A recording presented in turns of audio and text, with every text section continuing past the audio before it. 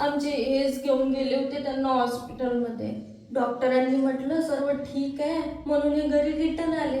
घरी येऊन पाणीच पित नाही तर कॉल आला काका गेले म्हणून. यांनी म्हटलं आजच्यातले सर्व कामं टाक आणि चल लवकर, आपल्याला जावं लागते तिकडे, एक तर कोणीच नाही आहे. मुलं तर आता आली वेळेवर, सर्व यांनीच केलं हॉस्पिटलमध्ये नेणं आणण्यापासून सर्व. कोण मोठी सून हो आली होती ना, 5 मिनिट थांबली इकडे आतमध्ये आणि चालली गेली बाहेर लोकांसोबत चर्चा करायसाठी. एक थेंब पाणी नाही आलं तिच्या डोळ्यातून. त्या कामवाल्या काकू रडत होत्या, इतक्या रडत होत्या, माझे बाबा गेले माझे बाबा गेले म्हणून. पण या सुनीला पाजर नाही फुटला. सरकत होती इकडे. हा काकू या ना, बसा ना, इथे इथे जागा आहे. हा कोण? हा लहान सून का? हा आली होती ना, पण किती लेट आली ती. 3ऱ्या दिवसाला चालली पण गेली.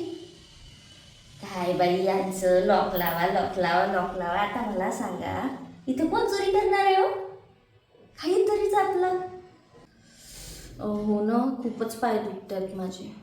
किती डॉक्टरांना दाखवलं पण काही कमीच नाही होत आहे. अहो तुम्हाला सांगते, त्या दिवशी आपल्या काकू प्रेताच्या बाजूला बसून चहा बिस्किट खात होत्या मस्त. अहो ते तर सोडा, त्या प्रेताच्या वरतून चहाचे कप नेणं आणणं सुरू होते. शेवटी मीच त्यांना म्हटलं, अरे बाबा तिथे प्रेत पडलेलं आहे, थोडं साईडनी न्या. कायच बोलायचं यांना, एवढं पण कळत नाही. आपली मंदाताईची मुलगी तर येऊच शकली नाही. काय तर म्हणे तिची एक्झाम का फेक्झाम तेव्हाच आली. नुसतं व्हिडिओ कॉलवर डसा रडत होती हो.